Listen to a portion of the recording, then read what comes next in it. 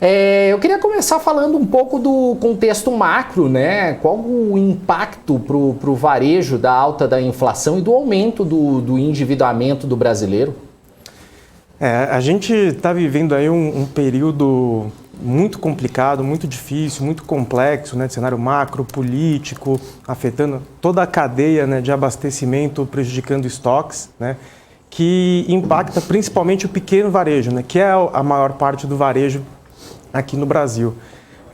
Ao mesmo tempo, o Carlos até pontuou isso mais cedo, né, a gente vem de um período também de um super excesso de liquidez, né.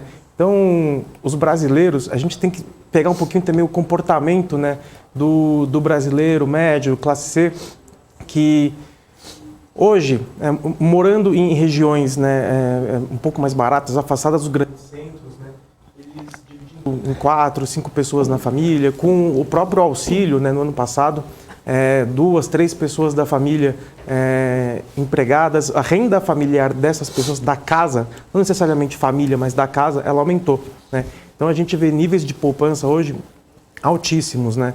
E o operacional das empresas tem ido muito bem, né? O endividamento ele tem aumentando, a tendência é impactar sim o consumo, mas se a gente pegar valores, né, de duráveis e de valor agregado maior, por exemplo, automóveis, a gente percebe que as vendas têm caído muito, né? E isso sobra um espaço no wallet share, né, no espaço da carteira da mensalidade do brasileiro para ele gastar com um ticket médio menor, né?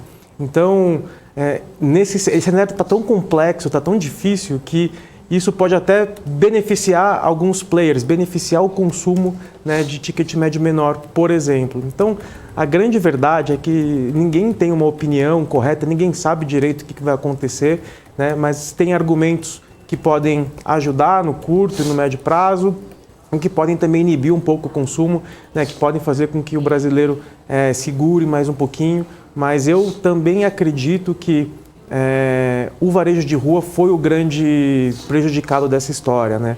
A gente, em São Paulo mesmo, tem um exemplo clássico desse impacto aí na região do Brás, por exemplo, né? O Carlos até comentou também da redução do fluxo na rua, né, contra o aumento do shopping. Então isso também impacta na questão da segurança, né, e na ausência de opções de lazer, né, que aumenta o fluxo para os shopping malls, por exemplo. Então, assim, num primeiro momento, ele pode ser desafiador, pode parecer um entrave, né, mas que também tem uma questão que pode beneficiar principalmente a levada do fluxo para as listadas, né, para as empresas que a gente tem aí na Bolsa.